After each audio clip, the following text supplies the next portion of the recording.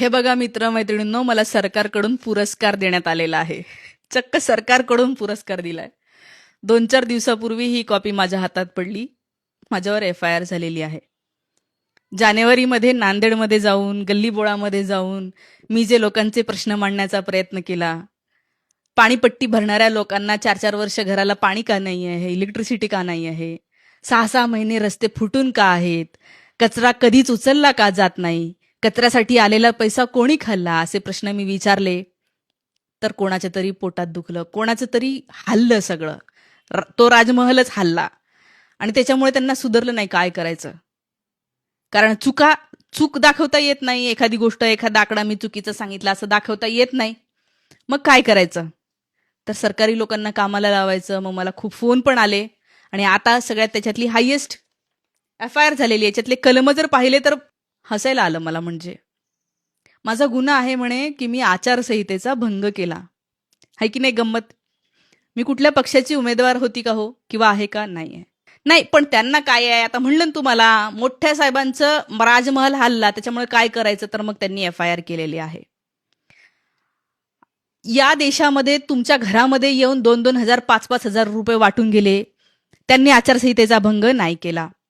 ज्यांनी धर्माचं नाव घेऊन तुम्हाला मत द्या म्हणलं, त्यांनी आचारसंहितेचा भंग केला का? नाही केला. आपले उपमुख्यमंत्री अजितदादा पवार यांच्या विमानाचं, त्या विमान कंपनीने खराब झालेलं विमान दिलं होतं, त्या कंपनीच्या मालकाच्या विरोधात FIR झाला का हो? नाही झाला.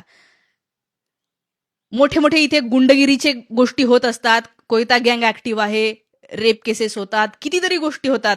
पोरी तिथं खेटे घालत राहतात की तक्रार नोंदवून घ्या, तक्रार नोंदवून घ्या. तक्रार नोंदवून घेतली जाते का हो? नाही घेतली जात.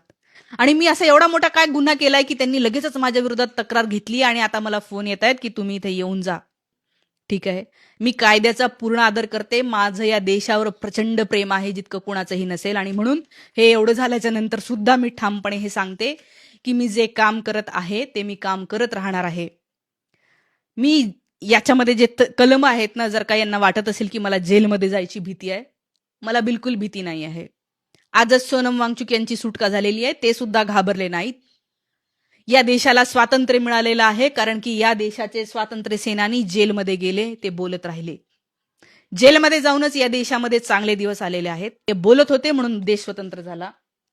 डॉक्टर बाबासाहेब आंबेडकर यांनी संविधानामध्ये ज्या तरतुदी करून दिल्यात ना, त्यांनी मला बोलायचा अधिकार दिला आणि त्या अधिकारातनच मी बोलते आहे. मी बोलले, मी समस्या मांडल्या.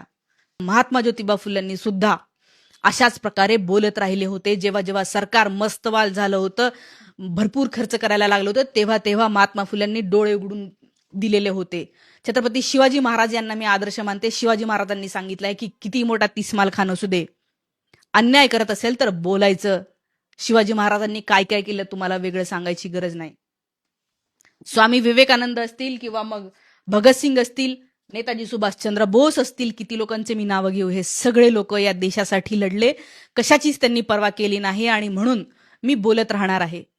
हे बाकीचे जे कोण घाबरलेले किंवा घाबरून ज्यांनी माणसं लावून माझ्यावर ही केस बीस केलेली असेल ना, त्यांच्या चेहऱ्यावर दिसतं ते किती लाचार आहेत आणि ते किती गुलाम झालेले आहेत. मी कुणालाच घाबरत नाही.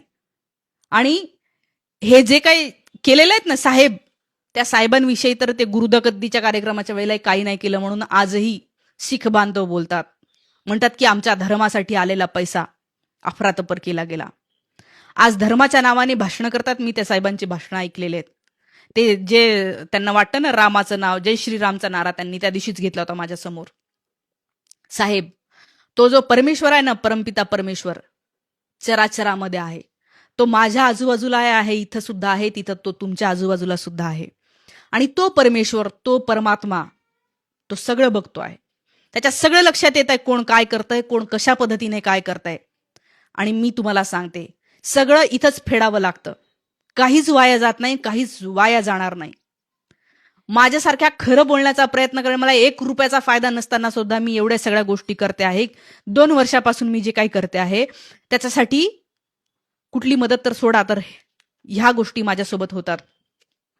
पण मी घाबरत नाही. मी तुम्हाला जे आता एवढे सगळे दाखवलेत ना, हजारो लोक, हे सगळे आज मला तुम्हाला ही माहिती द्यायची होती. खरं तर माझ्याकडे हे 8 दिवसापूर्वीच आलेलं होतं, पण ते साहेबांसारखं भांडवल नाही करतायत, मुझे गाली दिया नाही करतायत मला.